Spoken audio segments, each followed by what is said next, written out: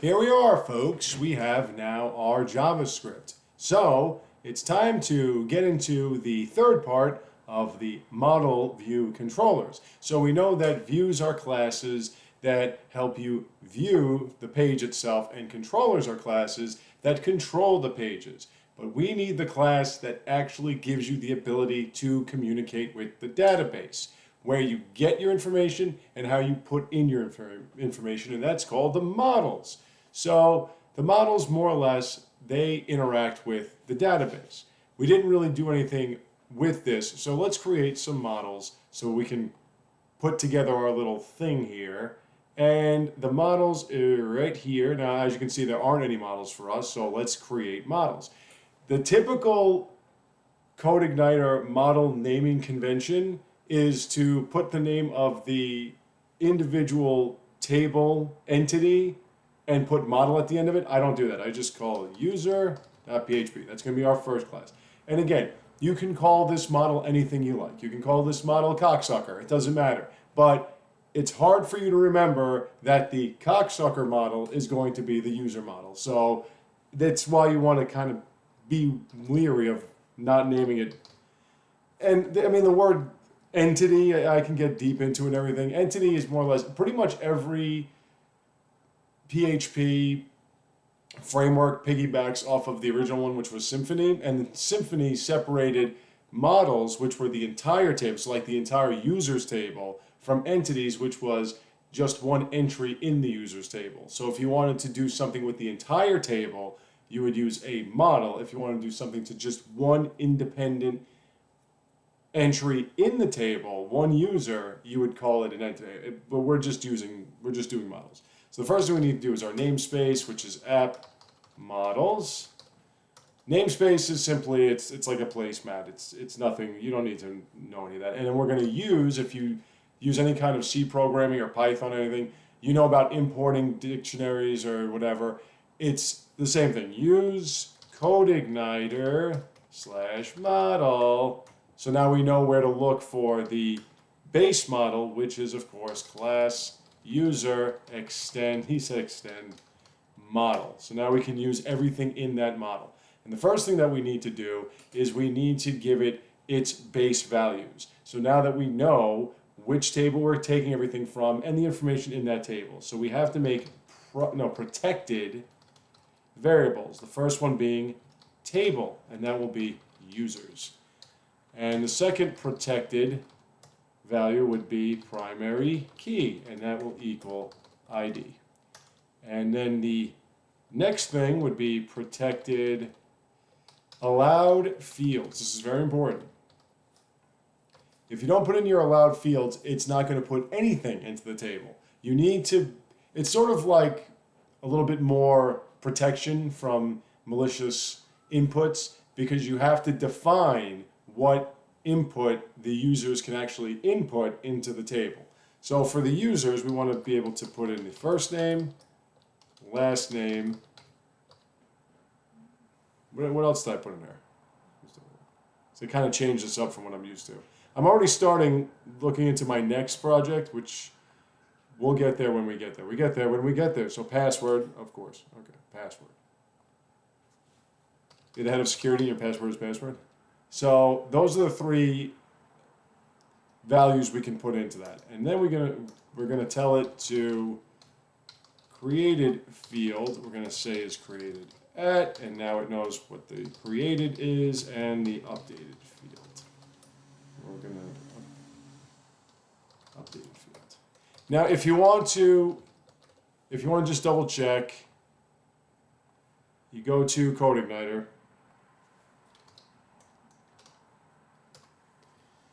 And if we look at the documentation and we go here, you could just kind of look up models. As you can see, I was looking up stuff myself. Models, views, and controllers. So now models, where is the controller? Modeling data.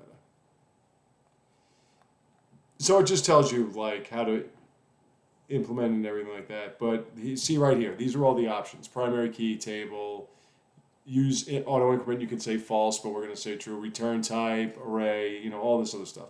allowed fields, created field, updated field. There's also a deleted field. We're not going to use that for users. We're not going to have you be able to cancel out or change your username. We're not going to do any of that stuff. We're going to make this as basic as possible, just to get your feet wet.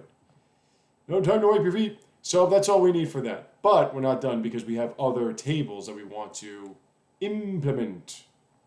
So let's make, again, I like to just kind of get things prepared so it doesn't give me any weird error messages like, model not found and all that stuff, which it will do that to you. Next one will be info.php. This is more because I like another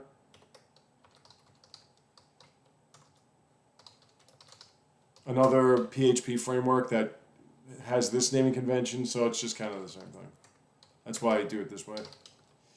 Info extends model. And again, we do the same thing. Protected table equals info. Protected primary key equals ID. Protected allowed fields equals. This won't be username, and we kind of want to put it in order, so I just want to double check. Info, username, initials, default color, pick, email. That's a lot. Oh my goodness gracious. That's why you kind of separate them. Next was initials and default color. Initials, default color. We're going to put all this stuff in here. Pick, email.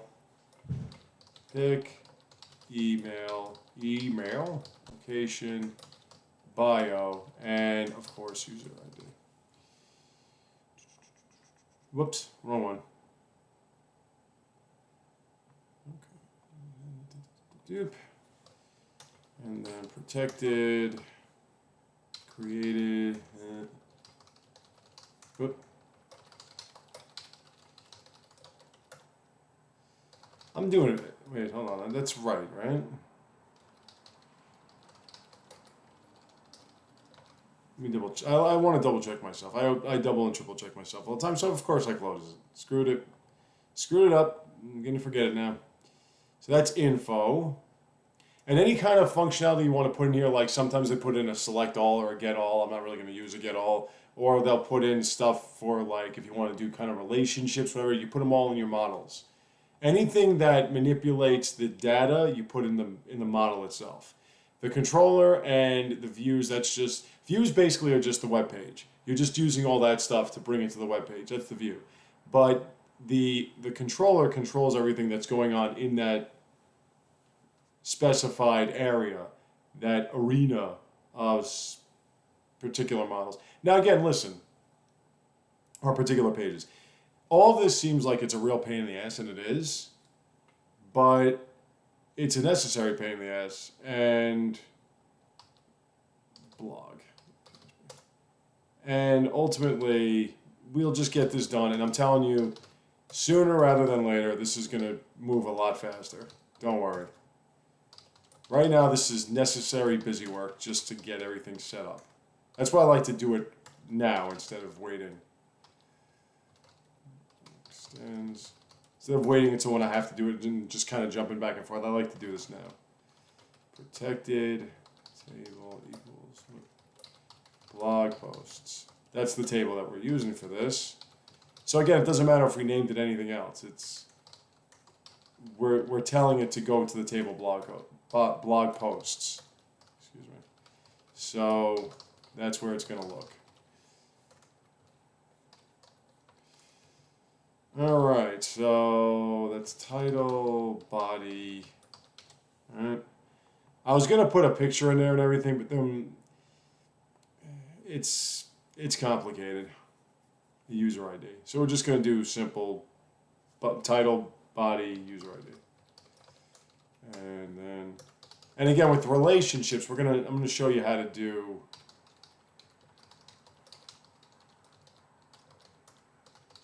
I'm going to show you how to take care of it, kind of, with CodeIgniter. But really, you want to have, you want to be able to build I haven't figured out how to build relationships in this, so I just do it this other way, which is joining them. And the last one is comment. So this will be our last model. What am I doing? Use namespace. Namespace.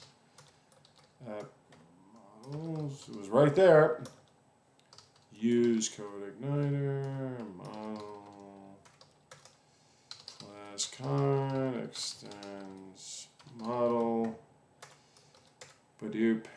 Protected. Table equals comments. I think that's what I called it, right? Comments, not comment. Comments. Protected. Primary key. If there's anything it doesn't recognize in these setters, then it'll yell at you. And that's comment body, right? And the post. Comment body, post ID, user ID. Not the body. Post ID, user ID.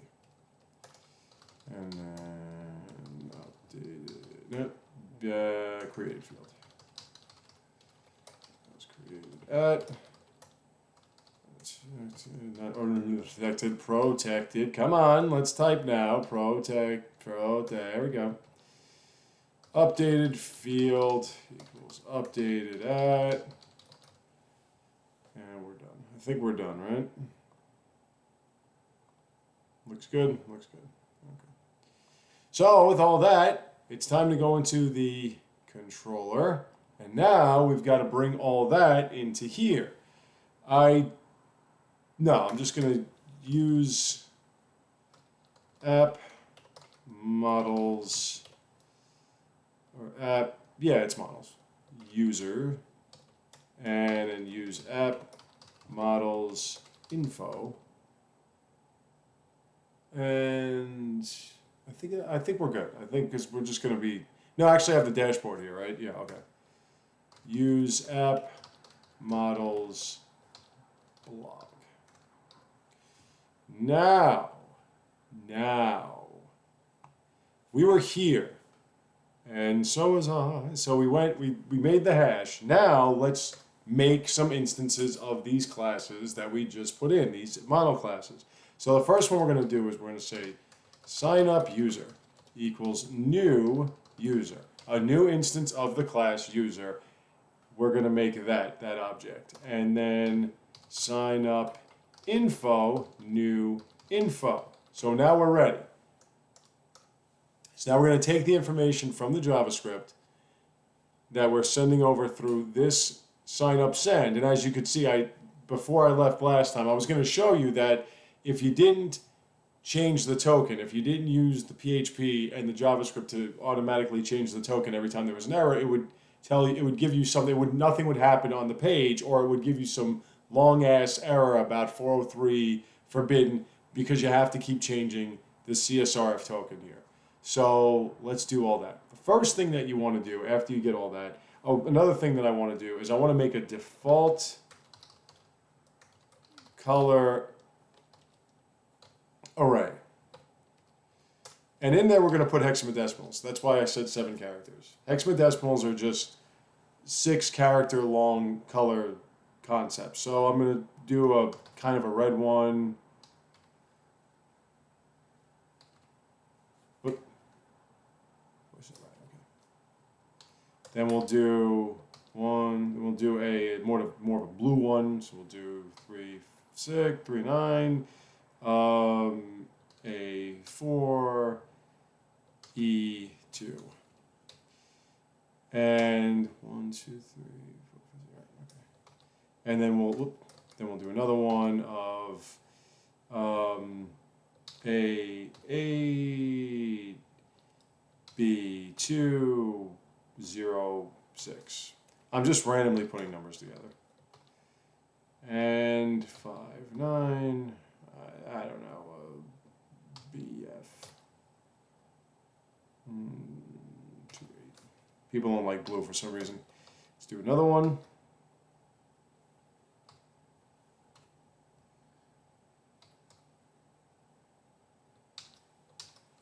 CC Pedro. Do another one.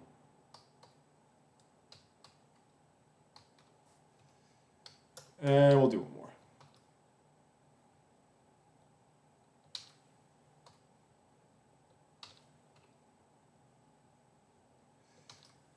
Haven't used D yet. All right, so we have 7 different colors here.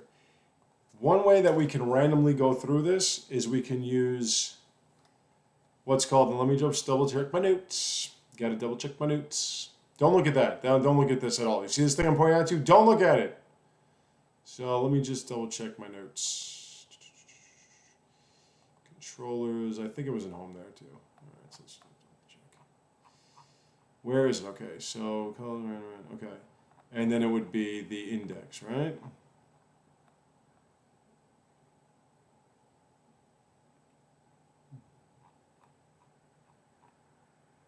So as colors, right, but I'm looking for the, where's my index? There it is, the phone. Right. So what we do is we make a variable, and we're going to call it color, and we're going to say it's array rand, and that's going to be the array that we're going to randomly go through, and we're going to give it just one index because we just want one. Now that that's set, we're going to then make rules. Now, this is how it validates. Validate. So we go and we do that, and we put it into an array. So the way that it validates is you make, this is one way, you make a variable called rules. And in the variable, you use this referring to this particular instance of this, it's this particular instance of this functionality. And we're going to validate whatever we're putting in here. So, for instance, the first one we're going to validate is going to be fname. And fname has its own set of validation rules. So the rules, we're going to say required, and then you put a pipe in to separate the different rules. Min length of 2, and I'm going to put in a max length of 50. All right, so that's one. Now you can just keep it at that. I like to make my own errors. You also can use label, so you don't have to put in all these independent errors, but I like to just make my own errors. So I can say something like, enter a fucking first name. Let's capitalize the first letter. First name. And then min length, you don't have to put in the length, you just say min length. Your first name must be at least 2 characters long. And then max length would be your first name cannot exceed 50 characters. All right?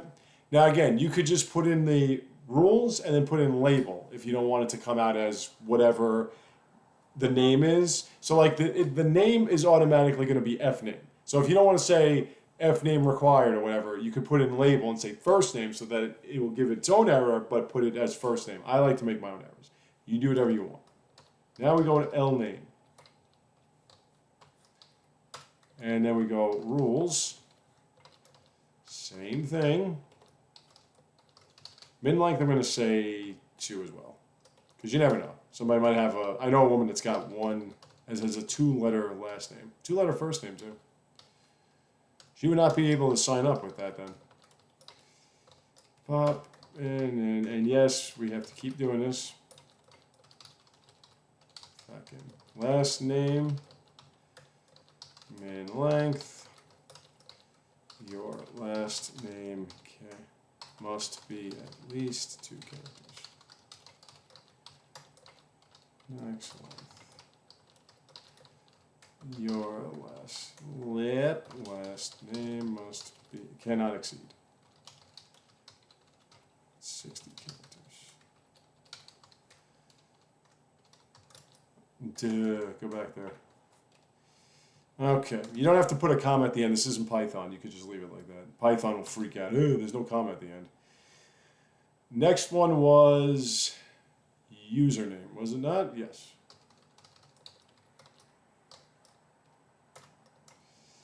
And username is going to have a very interesting rule. Required min length of 5. And we're going to say is unique. And that's users, that's info, I think. Let me just double check. Let's double check that. Gotta double check myself. Oh, it's because I had it in users back then. It is actually info. Yeah, I have it in info now. Do I have it in info? Yeah, I have it in info. I should have it in users, but whatever. Nah, I guess I don't. I guess I could do it that way. Anyway. No, I don't want to do that. So it's info.username. And what that says is it says that you can't have people with the same username. That's what that means. Enter a. We're not going to be able to worry about that now because we only have nobody now, and we'll have only one person for a while. Username must be at least 5 characters long. And is unique, if I can spell it, is unique equals that username is already taken. Okay. I don't know. That's why I put the comment first, because it keeps shooting it over, and I don't like that. Pass. Gotta name it after the things that you named them before, so it knows what to look for. Required min length 8, and that's all we have. Errors required. Enter a fucking password and min length. Your password must be annexed. Don't worry, I don't read out loud when I'm reading a book. I just figure I would do that now. In conf, we're not really doing anything. We just got to make sure it's required. All right, it's got to be in there. And we have to say that it matches pass. So now it knows it has to match password. All right. All right. So, and oops, enter a fucking confirmation and matches your passwords. Don't match. So that's the check, right? So that's how we check these things. Let's say that. I should just keep this open because I just want to check myself. I just like to double check myself before I record myself. So let me just make sure I don't. Right. Oh, you know what I did? Oh, that's what I did. I put the first name and last name in the info. Whatever. I switched that. No big shticks. So let's just keep that open. All right. So now that we have the rules, we have to do the validation. So if not rules, meaning that if the rules are false or any of the rules are false, then we have to do our checks. If this validator has error, fname, name, then first equals this validator get error, fname. Else, we have to empty out the first because if the first is not emptied out, then it's going to keep throwing out errors out there, and we don't want that. Now we have to tell it to do that because it needs to have values in there, otherwise it's going to mess up the response. Get error.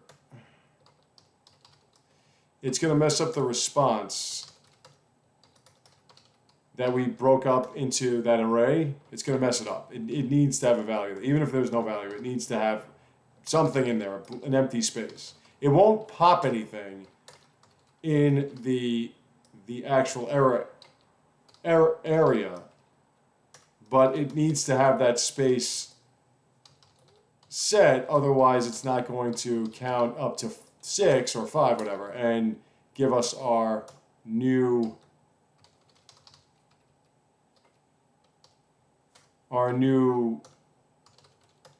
token, CSRF token. Okay, and if this validator has error, and yes, we have to do this 1,000,000 times. And if you made this site bigger, you'd have to do this 1,000,000 times. So that's when people get into the copy-paste habit. Can we type in a P? There we go. Else pass equals. I like to say It just reminds me of New Boston. New Boston was one of the first groups that I watched tutorials of programming in, or web development in.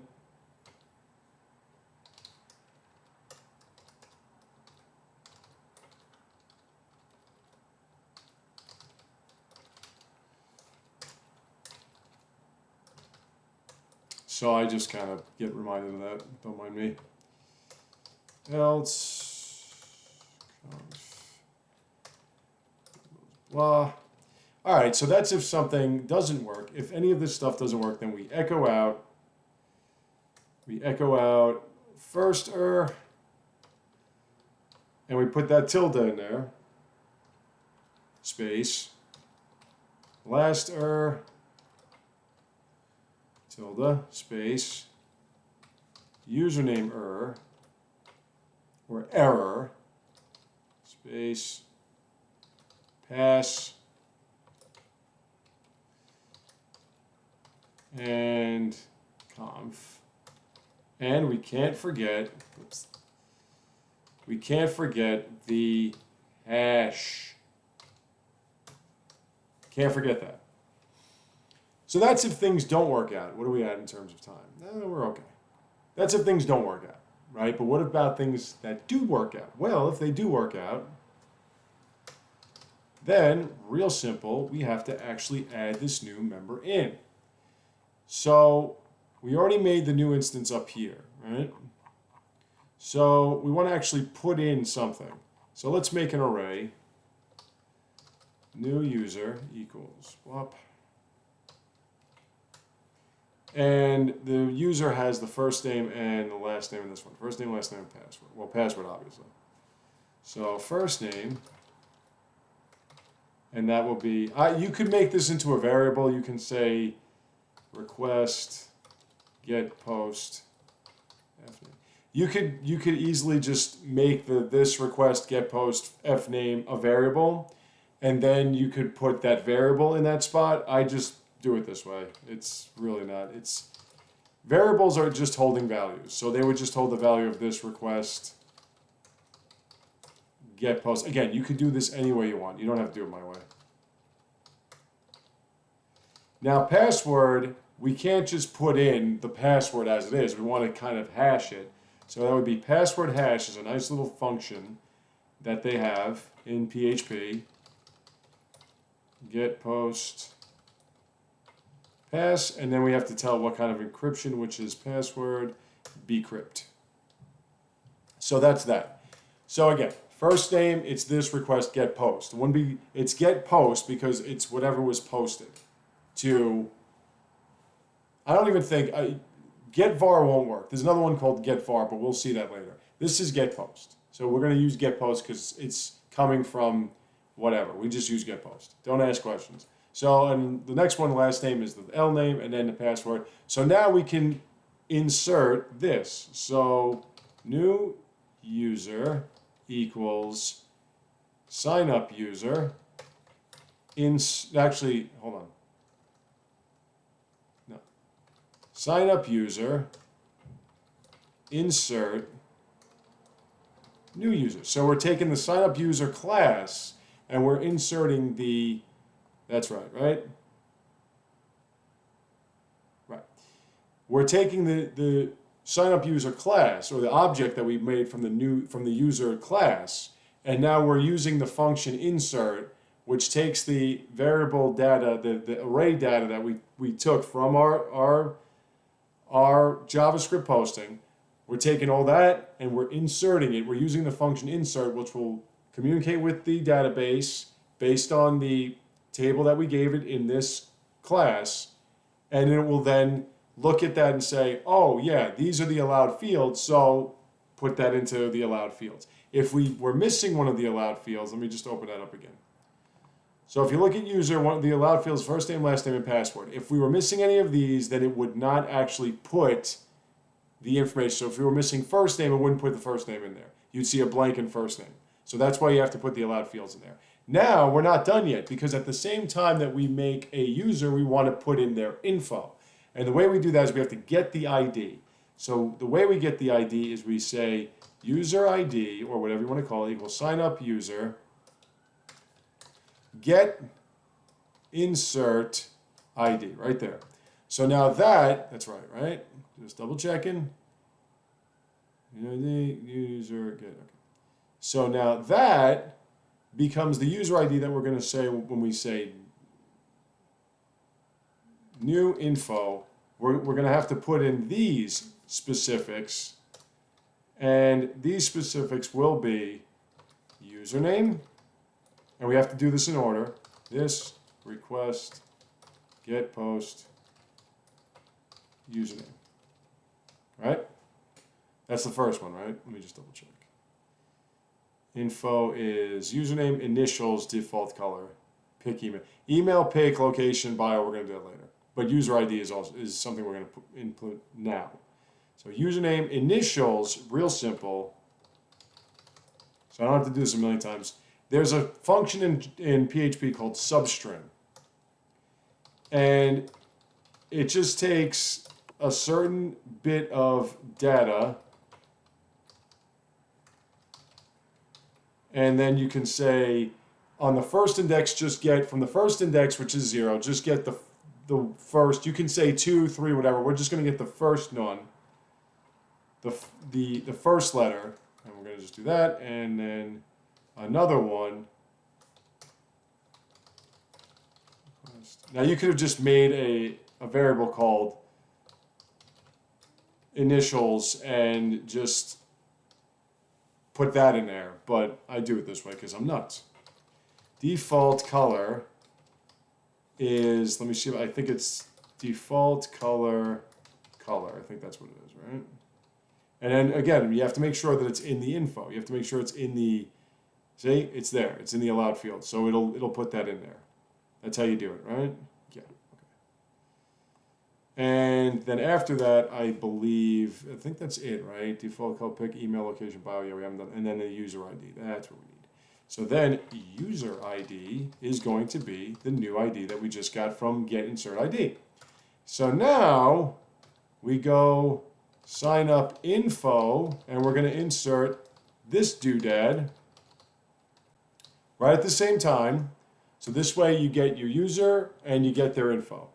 Then we have to create a session.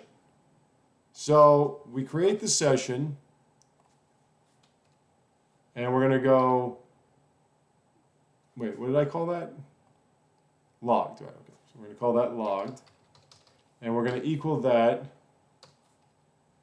We're going to say ID, and that'll be user ID. And we're going to say it logged in, and we're going to put in true. And then from there, we're going to create a session. And a session variable is a variable that holds its value from page to page. Typically, okay.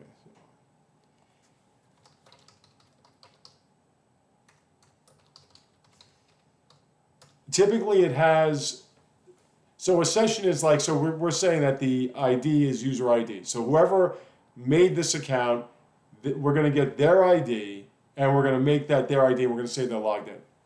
So what the session does is, as long as you have that window open, as long as you're on that website, that ID, that session ID is going to carry over to every page. So we can then get information and we can then manipulate information utilizing that ID or whatever we need to do. And I'll show you when we get to the dashboard after the sign up, which we're going to do when I come back. So we have the session, everything's set. So now all we have to do is we have to tell the JavaScript, don't worry, there wasn't an error. Oh yeah, and by the way, that's where you're going to go. You're going to go to the dashboard with that ID. We'll save that. When I come back, we're going to run this thing and we're going to see if it works. And if not, I'm going to scream. Not too loud. I'll see you then.